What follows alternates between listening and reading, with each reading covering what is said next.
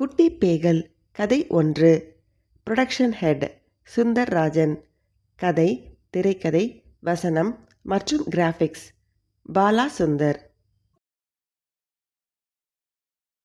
அட தலைவரே, இங்க என்ன பண்ணிட்டு இருக்கீங்க? இங்கேதான் நம்ம அடுத்த திட்டம் நடக்க போகுதா? சொல்லுங்க தலைவரே. ஆமா சின்ன பையா, இந்த வீட்டில் தான் நம்ம வேலையை ஆரம்பிக்க போகிறோம். நம்மளோட மொதல் டார்கெட் யார் தெரியுமா? இந்த வீட்டில் இருக்கிற ஒரு மனுஷன். நாம் யாரு? குட்டி பேய்ங்க. நாம் என்ன செய்வோம்? மனுஷங்களுக்கு தொந்தரவு கொடுப்போம். தலைவரே, நீங்கள் சொல்கிறது சரிதான். ஆனால் இந்த வீட்டில் ஒரு மனுஷன் தானே இருக்கான். அவனை நாம் என்ன செய்ய போகிறோம்? அதுதான் உன்னோட வேலை. நீ அவனை கசக்கி பிழிஞ்சி உன் மந்திரங்களை உபயோகிச்சு அவனை உண்டுலன்னு பண்ணணும். இந்த பாரு குட்டி பையா, இந்த மனுஷனை நம்ம மாயாஜால வலைக்குள்ள வீழ்த்துறது அவ்வளவு சுலபமான காரியம் கிடையாது. அட, அந்த மனுஷன் நடந்து வரான். ஹலோ மனுஷா, எப்படி இருக்க? உன்னை தொந்தரவு பண்ண வந்திருக்கோம். அட, நீ என்ன சொன்னாலும் அவனுக்கு கேட்காது. நாம தான் அவன் கண்ணுக்கே தெரிய மாட்டோமே. ஓகே தலைவரே, வேலையை ஆரம்பிக்கிறேன். தீ, அவனை தாக்கு. இந்த நெருப்பு பட்டதும் அவன் உடம்பெல்லாம் எரியும். ஏன் எரியுதுன்னு தெரியாம புலம்ப ஆரம்பிக்க போறான். அட, இது நவம்பா போச்சு. தீ பட்டது கூட தெரியாம என்னமோ சாமி கும்பிட உட்காந்துட்டான். இவனை தீ சீண்டவே இல்லையா? நெருப்பு பாதிக்கவே இல்லையா? அட, அப்படின்னா உனக்கும் மாயாஜால வித்தெல்லாம் தெரியுமா? நான் யாரு தெரியுமா? குட்டி பேய்.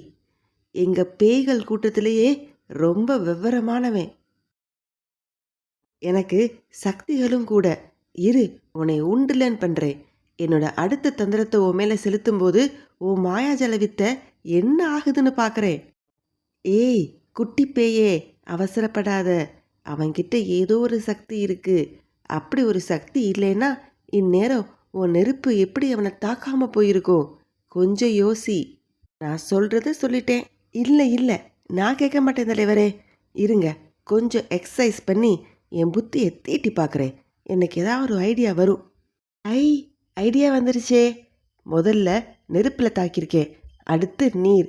இப்படி நீர், நெருப்பு, காற்றுன்னு 3 பூதங்களை வச்சு தாக்குனா இவனால் தப்பிக்கவே முடியாது. மனுஷா, இங்கே பாரு.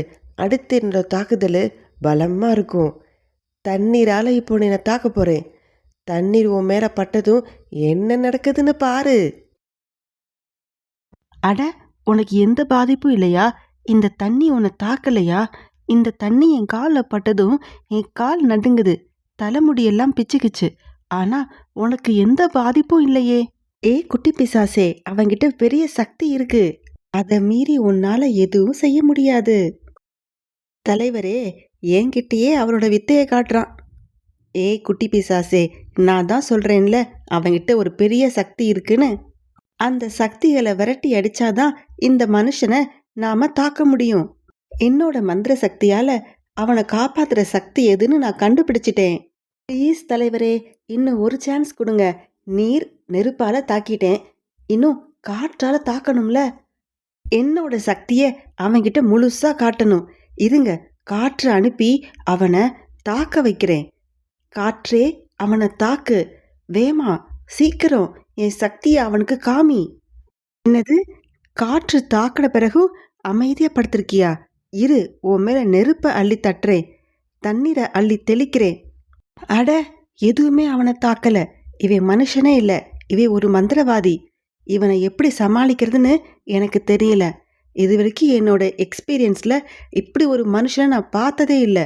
நான் என்ன செஞ்சாலும் அவனை தாக்க முடியல.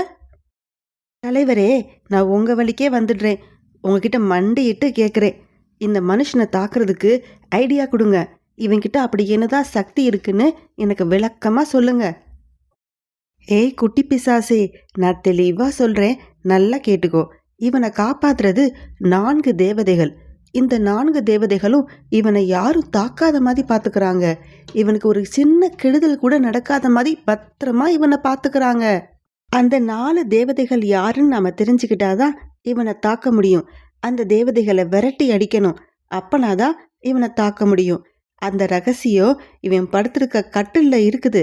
ஆமா, தலைவாணி கடியில தான் ஒரு ரகசியத்தை ஒளிச்சு வச்சிருக்கான். அவன் படுத்திருக்க கட்டில்ல ரகசியம் ஒளிஞ்சிருக்கு. சரி தலைவரே, நீங்க சொல்ற மாதிரி அந்த தேவதைகள் யாருன்னு கண்டுபிடிக்கலாம். அவன் இப்ப தூங்கிட்டு இருக்கான். இன்னும் கொஞ்ச நேரத்துல எந்திரிச்சிருவான். அதுக்கப்புறம் நம்ம வேலையை ஆரம்பிக்கலாம்.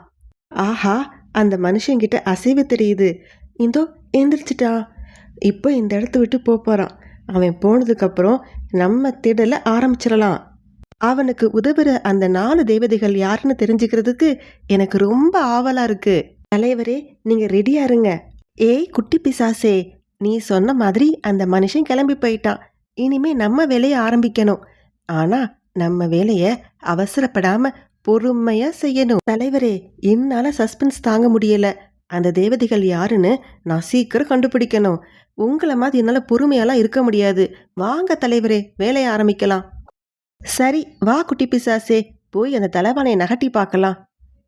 ஆ, இது என்ன ஆச்சரியம்! இந்த மாதிரி தேவதையை நான் எதிர்பார்க்கவே இல்லையே. இந்த தேவதைகளின் முகத்தை பார்த்ததுமே இவங்க யார் யாருன்னு நான் கண்டுபிடிச்சிட்டேன். இந்த படத்துல இருக்கிறவங்க அந்த மனுஷோட முன்னோர்கள். பாட்டன், பாட்டி, அப்புறம் ஐயம்மா.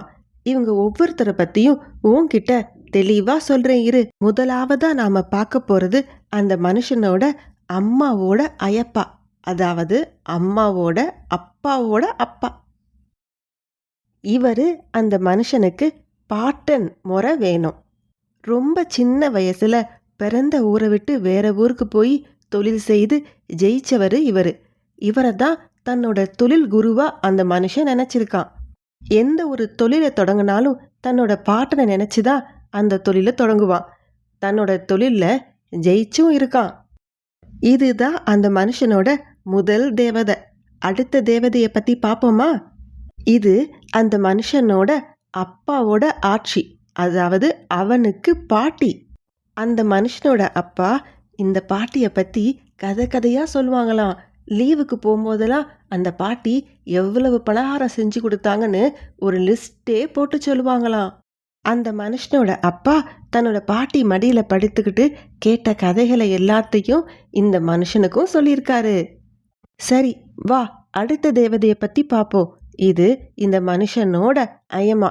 இவங்க தான் இந்த மனுஷனை வளர்த்தாங்க. அம்மாவும் அப்பாவும் வேலைக்கு போகும்போது இவங்க தான் இவனுக்கு சகலமுமா இருந்தாங்க.